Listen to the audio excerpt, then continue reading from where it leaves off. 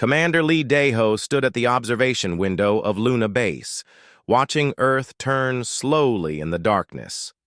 50 years had passed since humanity joined the Galactic Council, and every one of those years had been a lesson in humiliation. "Sir, the Council inspection fleet is approaching," reported Lieutenant Park Min-soo from his console. "Admiral Kessathul is demanding immediate access to all military installations." Lee closed his eyes for a moment.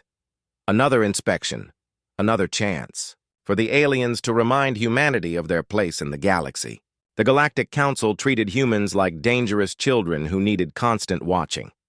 Dr. Park Min-ji worked quietly in her laboratory beneath Luna Base, her fingers moving across holographic displays that showed biological data from dozens of alien species. Officially, she was studying council biology for medical purposes. Unofficially, she was part of something much more important. The Velthari weakness to nitrogen compounds is confirmed, she whispered to her assistant, Dr. Kim Bong-joon.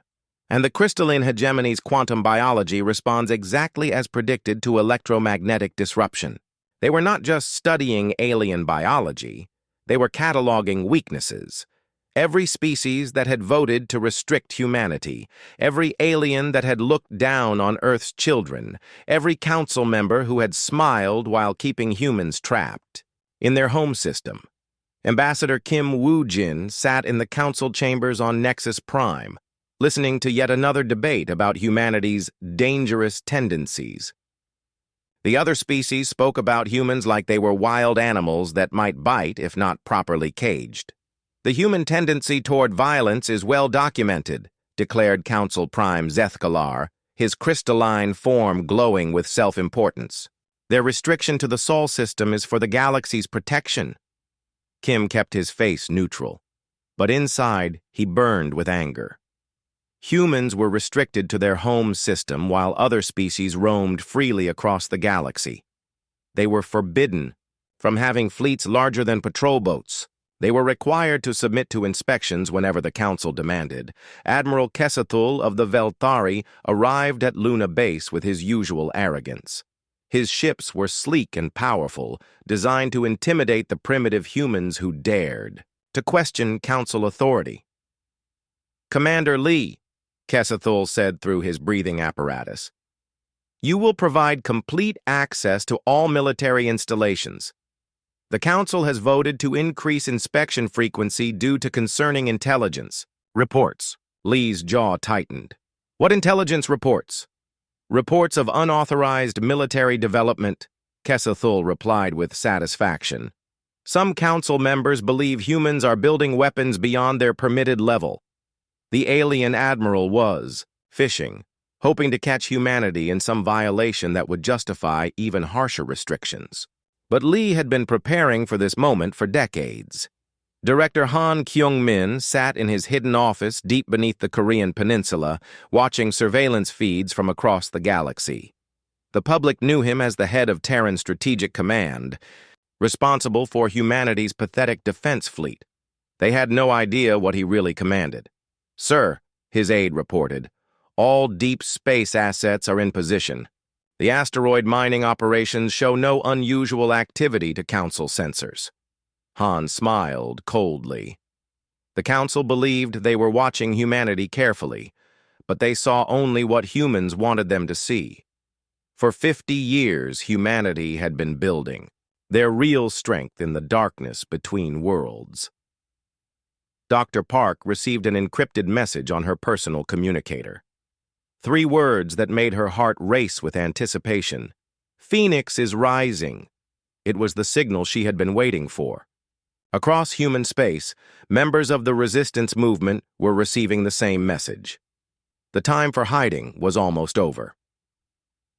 Commander Lee escorted Admiral Kessathul through Luna Base's public areas, showing him the small defensive weapons and outdated sensors that the Council allowed humans to maintain.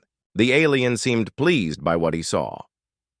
"Your compliance is noted, Commander," Kessathul said with condescension. "Perhaps the Council will consider reducing inspection frequency if this cooperation continues." Lee nodded respectfully, but his Hand moved to touch a hidden device on his belt. With one signal, he could activate defenses that would make Kesethul's fleet look like toys. But not yet. Not until the moment was right. The breaking point came when Admiral Kesethul demanded access to Luna Base's deepest levels, areas that had never been included in previous inspections. He claimed new intelligence suggested humans were hiding. Prohibited technology. I must insist, Kesethul said, his breathing apparatus clicking with agitation. The Council's authority is absolute. You will comply or face the consequences. Lee looked at the alien admiral for a long moment, thinking of 50 years of insults and restrictions. 50 years of watching his species be treated like criminals for the crime of being effective at warfare. No, Lee said quietly. The word hung in the air like a death sentence. In 50 years of Council rule over humanity, no human had ever directly refused a Council demand. Kesethul's breathing apparatus began working faster. You dare refuse a direct order from the Galactic Council? I dare, Lee replied, his voice growing stronger. This facility contains classified human military installations. You have no authority here. The alien admiral's escorts began reaching for their weapons, but Lee was faster. Alarms began sounding throughout Luna Base as human soldiers appeared from hidden positions, their weapons trained on the Council forces. You have made a grave mistake, human, Kesethul snarled. The Council will not tolerate this defiance. Lee smiled for the first time in years. Then perhaps it's time the Council learned what defiance looks like. The battle that followed was brief, but decisive. Council forces had expected to face primitive human weapons. Instead, they encountered technology that should not have existed. Energy shields that absorbed their plasma bolts, weapons that struck with impossible accuracy, soldiers who moved like they had been born for war. When the smoke cleared, Admiral Kesethul found himself a prisoner on his own flagship, watching his escort vessels burning in space around Luna Base. 200 humans had died in the fighting, but they had taken the entire Council inspection fleet with them. Ambassador Kim. Wujin stood before the emergency council session, no longer the humble representative begging for scraps of respect. Behind him, holographic displays showed the destruction of Kesethul's fleet and the defiant human soldiers of Luna Base. The humans have committed an act of war, Council Prime Zethkalar declared, his crystalline form crackling with rage. They must be brought to heel immediately. The Council voted 847-1 to authorize corrective measures against humanity. Military fleets began mobilizing across the galaxy, preparing to teach the upstart humans a lesson about the price of defiance. Kim watched the vote with satisfaction. For 50 years, humanity had played by the Council's rules and been treated like criminals. Now the gloves were coming off. Director Han received the reports from Luna Base, and the Council vote with calm satisfaction. Everything was proceeding exactly as planned. The Council had finally given humanity the excuse they needed. He opened a secure communication channel that reached every human ship, station, and settlement across the galaxy. For 50 years, this moment had been prepared for. Now it had arrived. This is Director Han Kyungmin of Terran Strategic Command, he began, his voice carrying to hidden fleets in the asteroid belt, secret bases in the outer system, and sleeper agents across Council space. Authorization Phoenix is now active. All units are cleared to reveal themselves. Across the galaxy, the Council's long-range sensors began detecting impossible energy signatures as humanity's real military might begin to emerge from hiding. Ships that should not exist, weapons beyond known physics, technology that made Council science look primitive.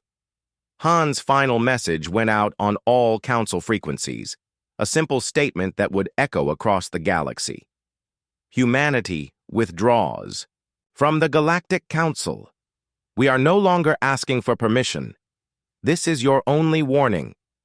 The age of human submission was over. The galaxy was about to learn what happened when apex predators stopped pretending to be prey.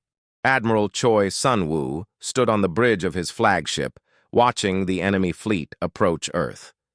The Galactic Council ships moved in perfect formation, their hulls gleaming with confidence. They had no idea what was waiting for them.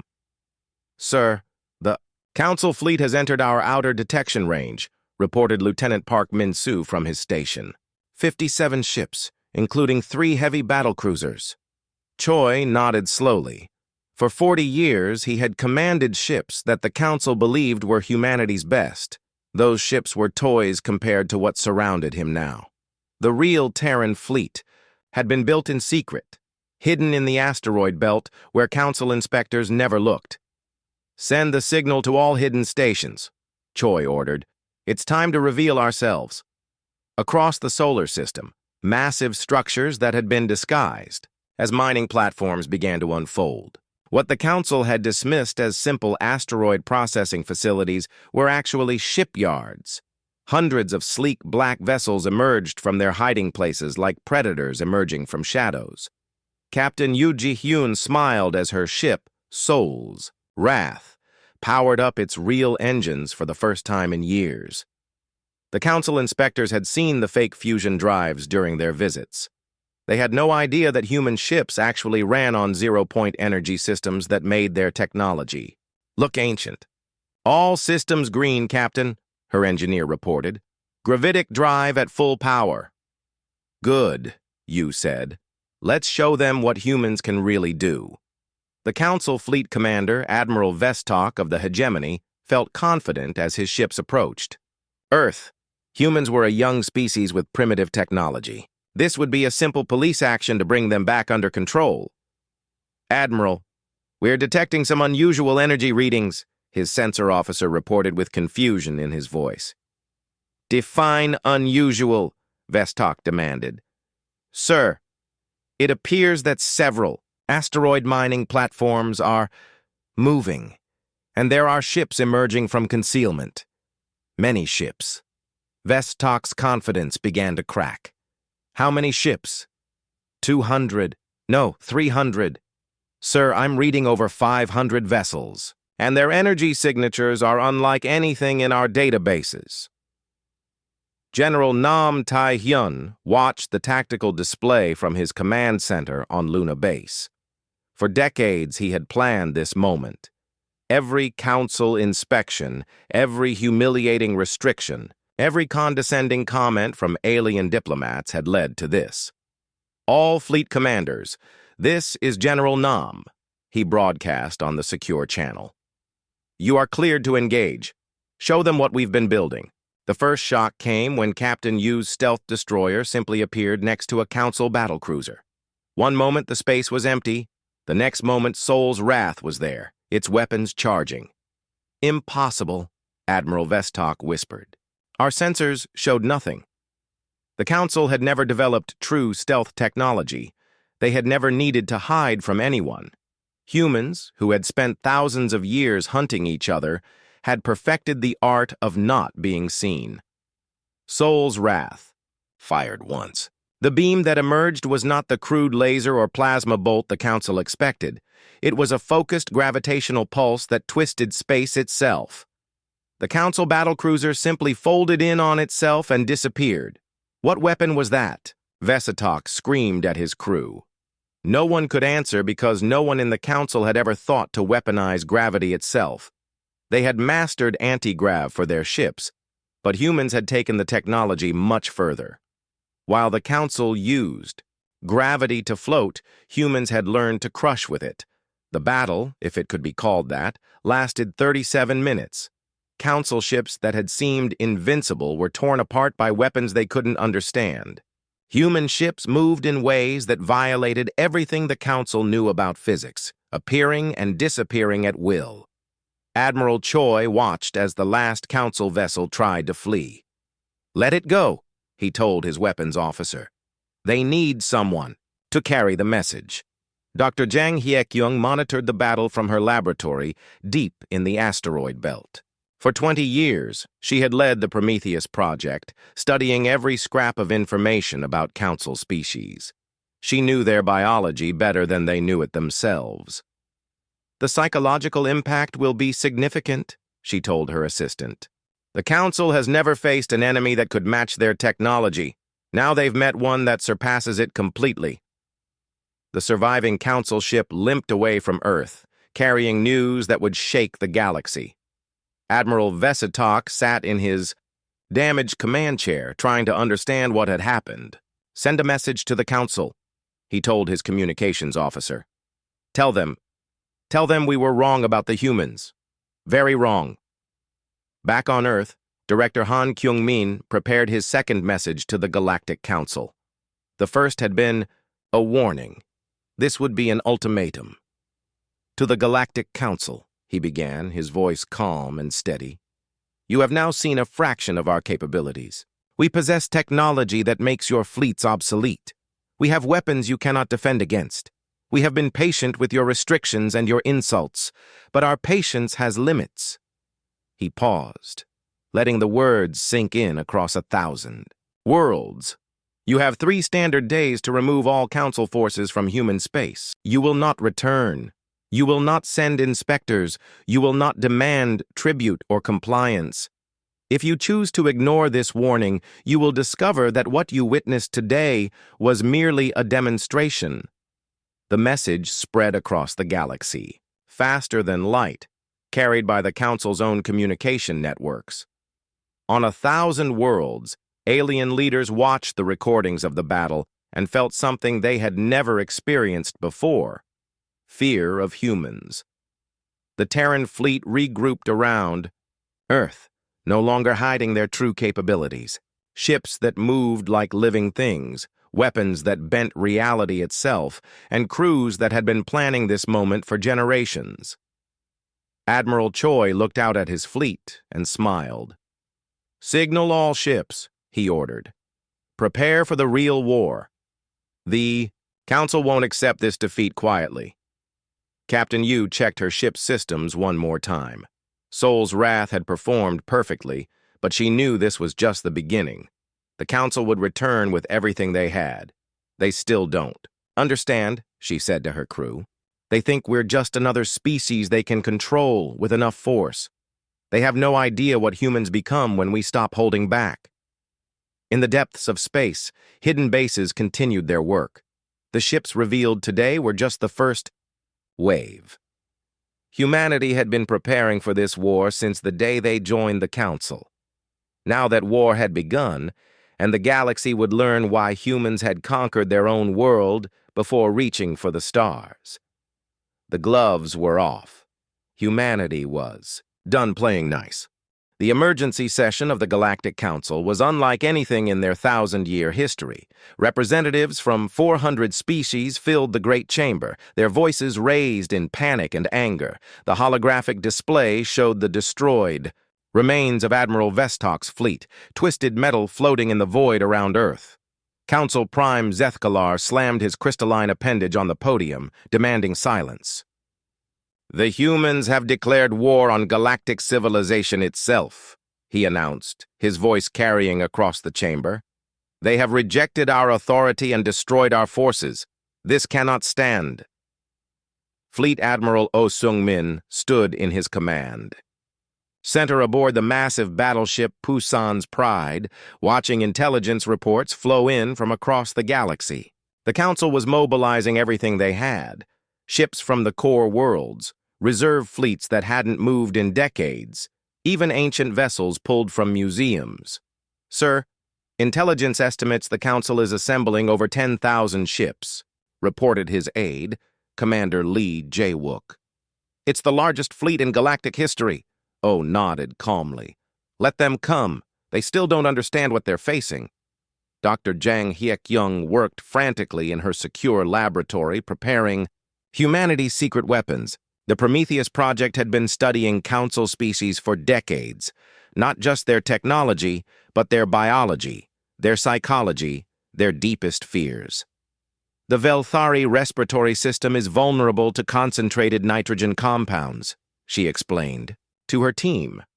"The crystalline hegemony's quantum matrix can be disrupted with specific electromagnetic frequencies. We know exactly how to hurt each of them."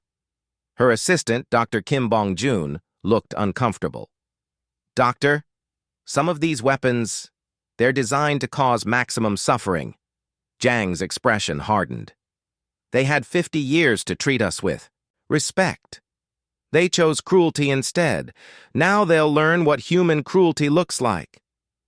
Colonel Bei Jinhuan led his Ghost Battalion through the final preparations for deep strike operations.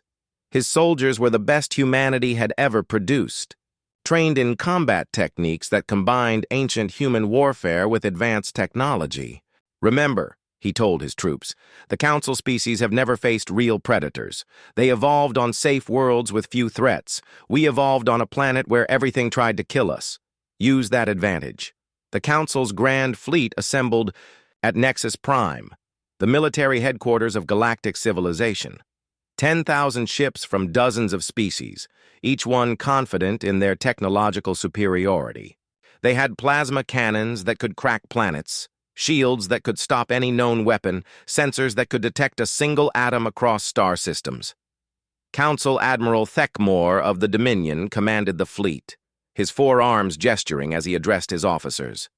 "The humans have some advanced technology, yes, but numbers will tell in the end. They cannot stand against the combined might of the galaxy." The fleet departed Nexus Prime in the largest military formation ever assembled. It stretched across millions of kilometers, a wall of metal and energy moving toward human space with unstoppable force. Fleet Admiral O watched them come, his face expressionless. "Signal all fleet commanders," he ordered. "Execute Protocol 7. It's time to show them what humans really are."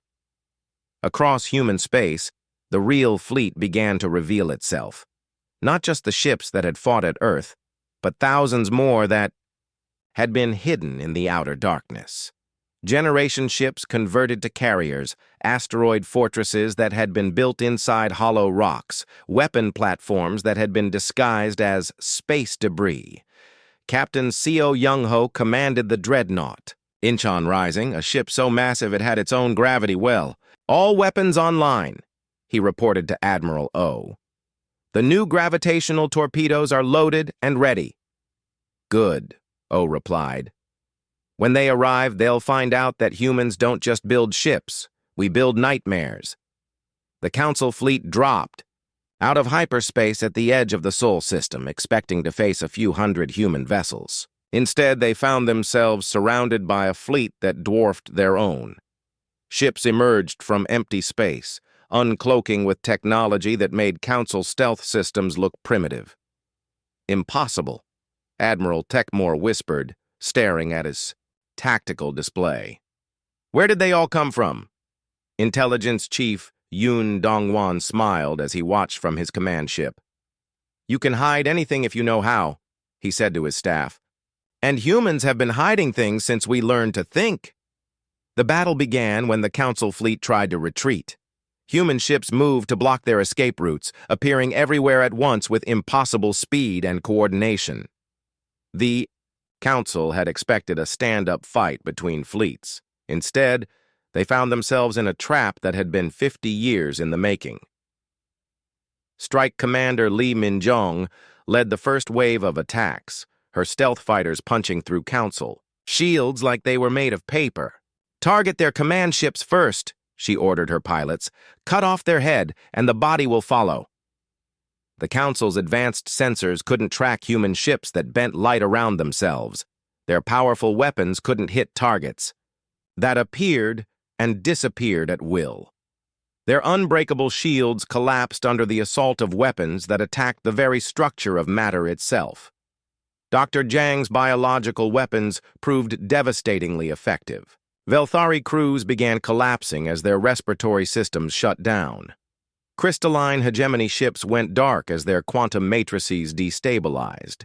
Each weapon had been designed specifically for its target species, exploiting weaknesses that the Council didn't even know they had.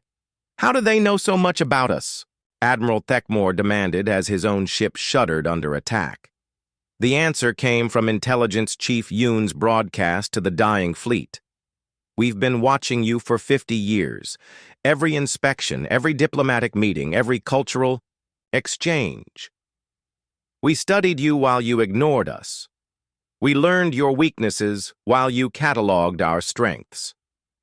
Colonel Bay's Ghost Battalion struck at the heart of the Council formation, their assault ships materializing inside enemy vessels. Human soldiers, trained from birth for combat, faced alien crews who had never known real violence. The outcome was never in doubt.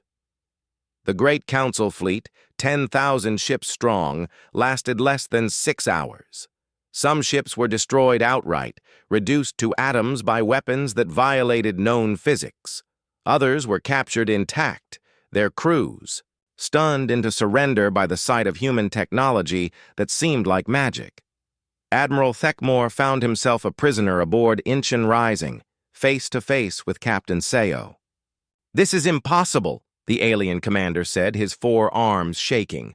"Your species was classified as primitive. You should not have this technology." Seo smiled coldly. "You saw what we wanted you to see. While you played politics in your comfortable chambers, we prepared for war. Real war, not the polite conflicts you call battles." Fleet Admiral O surveyed the wreckage of the Council's Grand Fleet, feeling no satisfaction in the victory. "Send a message to every world in the galaxy," he ordered. "Tell them what happened, here. Tell them that humanity is no longer asking for permission." The message that went out across the galaxy was simple and terrifying. The Galactic Council's fleet has been destroyed. Human space is now off-limits to all Council forces. Any attempt to enter our territory will be met with overwhelming force. You have been warned. On 1,000 worlds, alien leaders watched the recordings of the battle and realized their universe had changed forever. The humans they had dismissed as primitive had revealed themselves as something far more dangerous, apex predators who had been pretending to be prey. The real war had begun, and the galaxy would never be the same. The news of the Council fleet's destruction spread across the galaxy like a virus of fear. On the homeworld of the Velthari hegemony, Prime Minister Zekthara watched the battle recordings for the 100th time, his breathing apparatus working overtime. "How many survivors?" he asked his military advisor. "Less than 3,000 from a fleet of 10,000 ships," came the reply. "And sir, the humans let them live on purpose. They could have killed everyone." That fact terrified the galaxy's leaders more than total destruction would have. The humans had shown mercy, which meant they were in complete control. A desperate enemy might kill everyone. Only a confident predator would spare witnesses. Strike Commander Lee Min-jong stood in the briefing room aboard her carrier, addressing her squadron leaders. Behind her, a holographic map showed the galaxy divided into colored zones representing different Council territories. "Our mission has changed," she announced. "We're no longer defending human space. We're taking the war to them. Every world that supported our oppression will learn what that choice cost them." Captain Park Sungjin raised his hand. "Rules of engagement, Commander?" Lee's smile was sharp as a blade. "There are no civilians in this war. Everyone who voted to restrict us, everyone who enforced those restrictions, everyone who looked the other way while we suffered, they're all targets now." Intelligence Chief Yoon Dongwon coordinated the new campaign from his flagship. For decades, human spies had infiltrated Council worlds, disguised as diplomats, traders, and refugees. Now, those sleeping agents activated, providing targeting information for surgical strikes across the galaxy. "Phase 1 is psychological warfare," he explained to his staff. "We want them to understand that nowhere is safe. No defense is strong enough. No distance is far enough." The first strikes came without warning. On the crystalline hegemony's capital, World, their orbital defense platforms simply shut down at midnight, local time. No explosions, no battles. The massive weapons just went offline as if someone had flipped a switch. An hour later, every communication screen on the planet displayed the same message in perfect crystalline script. "This could have been permanent. Consider this a gift from humanity. On the Velthari trade world of Kesha, their atmospheric processors stopped working for exactly 60 minutes. The air became thin and poisonous before mysteriously returning to normal. The message that followed was equally chilling. We know how to kill your worlds. We choose not to. Remember our mercy. General Nam Tae-hyun coordinated these demonstrations. Strikes from his command center, now relocated to a massive fortress hidden in the asteroid belt. Each target had been chosen for maximum psychological impact. The Dominion's quantum communication network is next, he told his operations team. Show them we can isolate any world we choose. Captain Seo Young-ho led a strike force deep into Council territory, his dreadnought Incheon, rising accompanied by 50 support vessels. Their target was the fortress world of Thekmor Prime, the military heart of the Dominion. Remember, he told his crew, we're not here to conquer, we're here to prove a point. The fortress world boasted defenses that had never been breached in 800 years of warfare, energy shields that could stop planet-killer weapons, sensor arrays that could detect a grain of sand at light years distance, weapon platforms that could destroy entire fleets. None of it mattered against human technology. SEO's ships appeared inside the defensive perimeter, having bypassed the shields entirely through dimensional manipulation that Council science couldn't comprehend. They struck with surgical precision, targeting command centers and communication hubs while leaving civilian areas untouched. This is impossible, General Vorthak screamed at his staff as reports flooded in. They're inside our shields. How are they inside our shields? The answer came when human soldiers materialized on the fortress command deck, led by Colonel Bei Jin-hwan. His ghost battalion had teleported directly onto the station, bypassing every defense the Dominion possessed. Your technology is impressive, Bei told the terrified alien officers, his voice calm through his helmet's translator. But you never learned to fight dirty. We've been fighting dirty for thousands of years. Dr. Jang Hyek-young monitored the biological warfare campaign from her laboratory, watching as Council species began to experience carefully calibrated terror. The weapons she had created didn't kill. They demonstrated humanity's ability to kill. On the fungoid world of Sporketh, the population began experiencing synchronized hallucinations that showed them human memories of ancient wars. Millions of peaceful beings suddenly understood what violence really meant, what it felt like to hunt and be hunted. The psychological profiles are performing perfectly, she reported to Director Han. Fear responses are spiking across all target populations. They're beginning to understand what humans actually are. The most devastating strike came when Captain Yoo Ji-hyun led her stealth squadron to the Council's political heart, the capital world of Nexus Prime. The planet was protected by defensive systems that made fortress worlds look vulnerable, surrounded by a fleet of guardian ships that had never left their posts. Sol's Wrath and her sister ships appeared in orbit around Nexus Prime during the Council's emergency session, materializing above the Great Assembly Hall where panicked leaders debated how to respond to human attacks. Honored representatives, you broadcast on all frequencies, her voice echoing through the chambers where council members cowered. You are witnessing the end of your era. You ruled through fear and intimidation for 1,000 years. Now you learn what real fear looks like. The human ships didn't fire a single shot. They didn't need to. Their mere presence above the capital, undetected by the greatest defensive systems in the galaxy, was message enough. Council Prime Zeth Kalar tried to maintain his authority as his government crumbled around him. The humans are savages, he declared to the empty halls, most representatives having fled to their homeworlds. They prove our decision to restrict them was correct. His words rang hollow. The humans had demonstrated technological supremacy, strategic brilliance, and most terrifying of all, restraint. They could have glassed every council world, but chose instead to show mercy that their enemies had never offered them. Intelligence. Chief Yoon watched the council's political structure collapse from his command ship. Fear had achieved what weapons alone could not, the total breakdown of galactic authority. "Sir," his aide reported, "we're receiving surrender offers from 17 major species and 43 minor worlds. They want to negotiate separate peace treaties." Yoon smiled grimly. "Tell them they can negotiate with Director Han. After we finish demonstrating our capabilities." The demonstration campaign continued for 2 months. Human forces struck at will across Council space, appearing anywhere they chose, shutting down any system they selected, proving that the galaxy's greatest civilizations were helpless against Earth's children. No world was safe. No fleet was strong enough. No technology was advanced enough.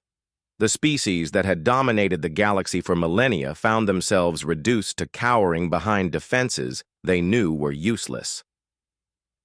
Strike Commander Lee returned to human space after her final mission, the destruction of the Council's main shipyard complex. "All targets neutralized," she reported to Admiral O. "Council military production has dropped by 80%. Their remaining ships are fleeing to defensive positions around their homeworlds." Admiral O nodded with satisfaction. "Signal all task forces to return to base. Phase 1 is complete. The galaxy knows we can destroy them whenever we choose." As human forces regrouped in the Sol system, the galaxy watched and waited in terror. The Council's authority was broken, their fleets scattered, their confidence shattered. The humans had proven their point. They were no longer the restricted species seeking permission to exist. They were the apex predators of the galaxy, and they were done playing nice. 6 months after the last human attack, Director Han Kyung-min stood before the greatest gathering in galactic history. The broken remains of the Galactic Council had been replaced by representatives from over 800 species, all of them waiting to hear what humanity demanded of their defeated galaxy. The assembly hall on the neutral world of Haven Station had been hastily constructed for this moment. Unlike the old council chambers with their tiered seating that emphasized hierarchy, this hall placed all species on equal ground. Human design, human rules. "For 1,000 years, Han began, his voice carrying to every corner of the vast chamber, the Galactic Council ruled through fear and oppression. They told themselves they were bringing order to chaos, civilization to barbarism. They were wrong. President Moon Sang-hyun watched from Earth as the broadcast reached every inhabited world in the galaxy. After decades of serving as humanity's voice to an uncaring council, he now led a species that no longer needed to ask permission for anything. "The terms we offer are simple," Han continued. "The old council is dissolved permanently. All former council leadership will face trial for crimes against sapient beings. The galaxy will be governed by a new assembly where every species has an equal voice." Secretary General Lim Yun-woo had spent months preparing for this moment. As head of the reformed Galactic Assembly, she would oversee the transition from the old order to the new. It was humanity's gift to the galaxy.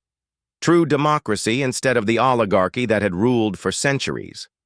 "Some of you fear human dominance," Han acknowledged, looking directly at the Velthari delegation. "You believe we will simply replace the Council's tyranny with our own. You are wrong.